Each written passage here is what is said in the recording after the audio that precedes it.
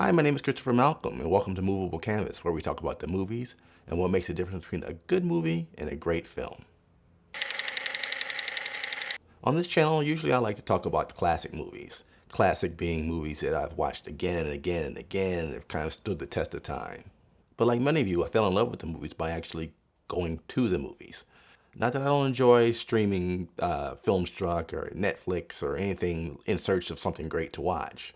There's nothing like sitting in a huge, dark theater with hundreds of people you don't know, with your feet kind of just sticking to the floor because of leftover popcorn residue and your eyes glued to the screen either because it's so good or because it's so bad. But either way, you can't look away from the screen. So every now and then when I see something in theater that I really enjoy, I like to talk about it. Today we'll talk about Bradley Cooper's new version of A Star is Born, starring himself and Lady Gaga. This is actually the fifth version of the film. And I know a lot of reviews you're going to read are going to say it's the fourth. And no, it is the fifth. And technically, yes, it is the fourth version of an American film with the title of Star is Born and this basic storyline. However, all the previous films, including the original A Star is Born, is actually based on a 1932 film called What Price Hollywood, starring Constance Bennett. That film was actually directed by the great George Cukor. Apologies for the film nerd rant, but I know after seeing this film, a lot of you are going to want to go back and see the original, and so I just want to let you know you need to start with What Price Hollywood, and then go to the Frederick March version of A Star is Born. Not that you always have to go back and rewatch a film's predecessors to enjoy the film itself, but in this case, I think it's actually a worthwhile endeavor. So up first, I should start with an admission. Of course, I don't know if it's really so much of an admission, seeing as though if you've known me for more than 5 minutes, I've probably said this to you at least 3 times.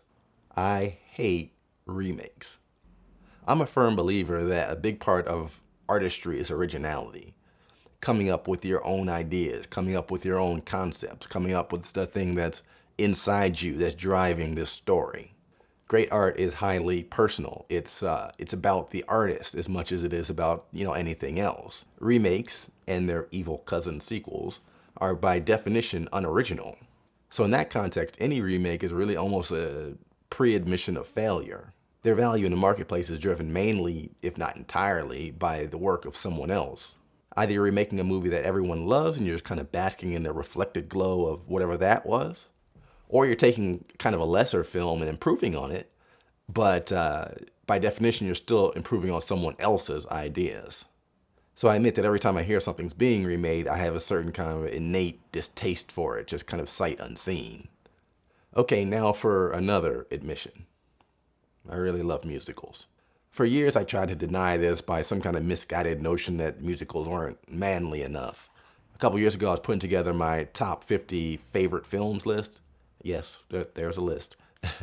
And I realized at least like 35% of them were musicals, at which point I realized, okay, maybe it's not manly, but dude, you like musicals. So when I saw a really awesomely cut trailer for the new version of A Star is Born, my kind of hatred for remakes was instantly kind of overcome by this, like, I really want to see that musical. Of course, anticipation can be tricky. Not all movies with great trailers end up being great movies. For every Saving Private Ryan trailer that ends up giving you a great movie like Saving Private Ryan, you have others that are equally moving in 3-minute patches, but then once you get to the full 2 hours, you kind of wish you had just stayed home. In this case, the trailer for A Star is Born had me at hello. So I walked into the theater with high hopes, even if kind of modest expectations. Of course, those expectations were kind of further buoyed by the fact that I'd seen all of the 4 previous films. All 4. This is the 5th. But midway through the film, even though it was getting a little, dusty in the theater, I still found myself getting emotional even though I knew what was coming next, which is how I knew that this film itself could stand alone and really deserve to be judged on its own merits. To start with, the music is amazing. There's a reason why Lady Gaga is a music superstar.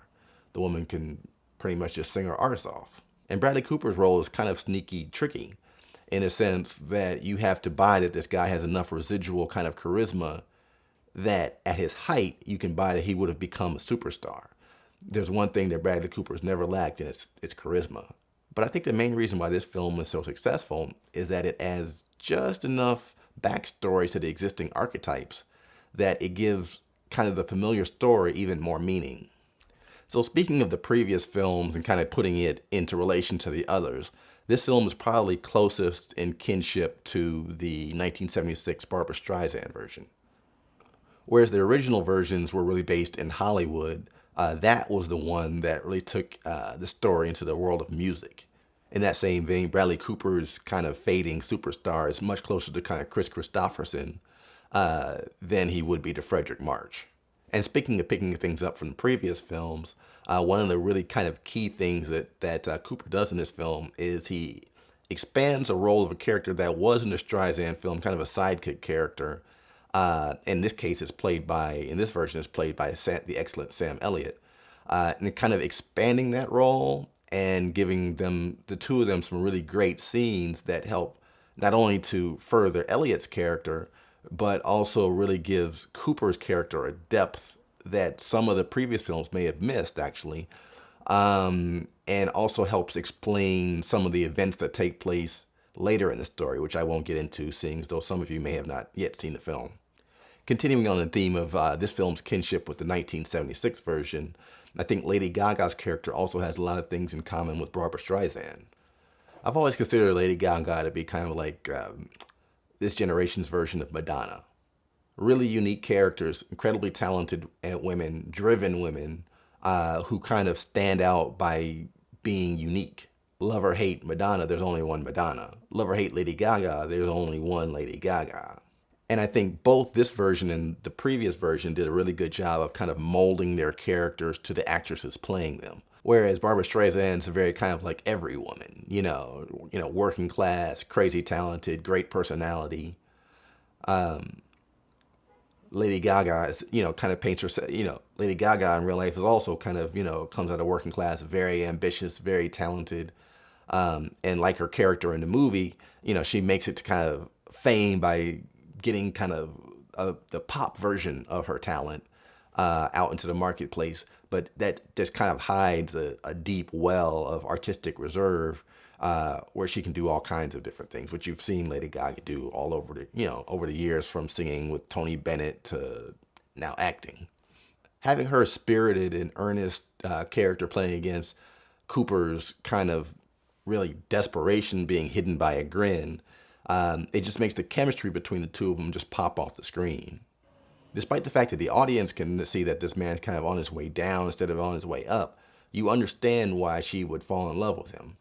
Likewise, seeing her kind of strength and kind of persona, you understand why this man would cling to her, not only as a woman, but also as a potential life raft for a man who's really kind of drowning in plain sight.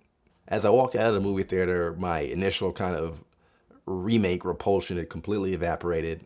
I fell in love with the film. I really enjoyed it, and I think you will too.